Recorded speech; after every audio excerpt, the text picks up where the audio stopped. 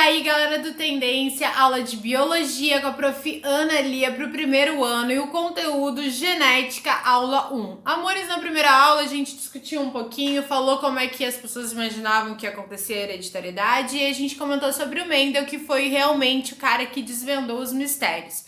E agora eu vou começar a contar sobre a história dele, como que ele desvendou esses mistérios. Eu fiz aqui um quadro muito lindo para vocês, que é o seguinte: segundo os experimentinhos de Mendel. Olha só, eu contei e falei para vocês que Mendel começou a cruzar ervilhas. E o que as pessoas imaginam? Que ele pegou as ervilhinhas de dentro da latinha, deixou num ambiente romântico, colocou uma musiquinha e aí quando tinha duas bolinhas, de repente surgiu uma terceira bolinha. Não, meus amores, isso não foi o que aconteceu. Não foi assim que ele cruzou. Nós primeiro temos que saber que as ervilhas, elas são plantas e as plantas, elas se reproduzem através dos seus órgãos sexuais, que são as flores, ok? A gente não sabe, mas o pólen que a gente respira na primavera, principalmente, é a célula sexual masculina. O pólen seria, o grão de pólen seria como se fosse grãozinhos de sêmen que ali dentro estão carregando a célula sexual, que seria o espermatozoide, comparando-se assim com o animal, né? Então o pólen batendo no nosso rosto é como se fosse o espermatozoide das flores, que vão chegar em outras flores, e as outras flores têm flores femininas, flores masculinas, flores com os dois sexos. Existem flores que produzem pólen, que é a parte sexual masculina. Existem flores que possuem o óvulo, assim a mulher se chama óvulo mesmo. E aí, a parte masculina junto com... Continuando aqui, que eu levei um susto, tive que parar a minha gravação. Mas o que a gente tem que saber? Que aí a célula sexual masculina, que vem no pólen, chega na florzinha, que tem o óvulo, e aí forma a sementinha, que é a futura plantinha. E aí essa flor vai se transformar no fruto. Isso tudo tu vai estudar no segundo ano. Então, quando eu falo que ele cruzou ervilhas, vocês têm que imaginar que ele cruzou flores. E como que ele faz? Ele foi lá, tocou na florzinha masculina, onde tinha o pólen, com um pincelzinho, tocou na partezinha feminina, que tinha o óvulozinho, que isso tudo tu vai aprender no segundo ano, onde que tem o pólen, onde que tem o óvulo, e esperou os filhotinhos nascer através das sementinhas, tá? Então, tu tem que entender que foi através do cruzamento das flores. Mas aqui a gente tá falando de ervilhas, então eu desenhei ervilhinhas para vocês. Eu só tenho caneta preta, então eu tive que dar um jeitinho aqui, porque senão, se eu tivesse com caneta colorida, eu faria o quê? Porque a gente conhece a ervilha de cor verde, não é verdade? Só que nós mal sabemos que existe ervilha de cor amarela. Aí você me diz assim: ai, Ana Lia, mas aí é milho. Não, né? Eu já ouvi isso em sala de aula, tá? É ervilha de uma outra variedade, mas que nós aqui no Brasil, pelo menos, não temos esse costume de consumir. Só que lá na República Tcheca se tinha as ervilhas da variedade verde e da variedade amarela.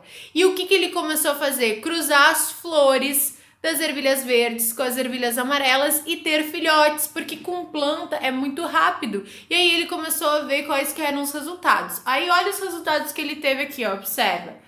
Primeiramente, eu resolvi desenhar que verde vai ser lisinha e amarela vai ser listradinha, tá? Mas eu botei uma legendinha. Ele começou a perceber que quando cruzava duas flores de ervilhas verdes, davam 100% dos filhotes verdes.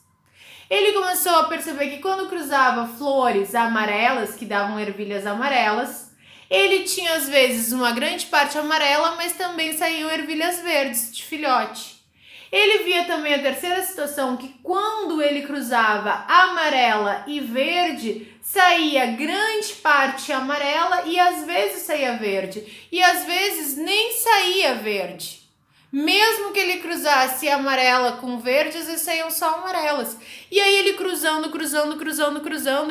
e vendo os resultados e vendo quantos por cento saíam amarelas, quantos por cento saíam verde, ele começava a quebrar a cabeça até que chegou a conclusões, que foi a primeira lei de Mendel. E qual foi essa primeira lei de Mendel? Ele percebeu que as características de um ser vivo são determinadas por fatores. Ele não sabia a palavra genes, ele falava fatores.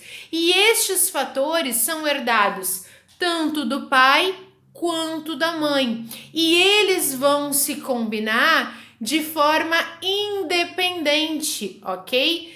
E vão se combinar, quando se combinam vão dar as características. E esses fatores terão fatores que vão dominar e outros fatores que não dominarão. Por exemplo, quem que vocês acham? Existe a cor verde e a cor amarela, como se fosse o olho castanho e o olho azul.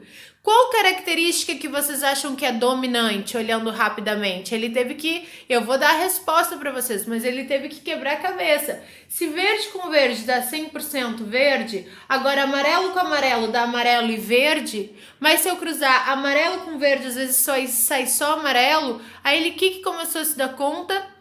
Que existiam fatores dominantes e outros fatores recessivos, que é o contrário de dominante. E nesse caso aqui, eu já te perguntei qual que é o dominante, qual que é o recessivo, a cor verde ou a cor amarela é a dominante? Exatamente, é a cor amarela a característica dominante. Mas como assim, Ana Lia? Por que verde com verde dá só verde e amarelo com amarelo dá verde?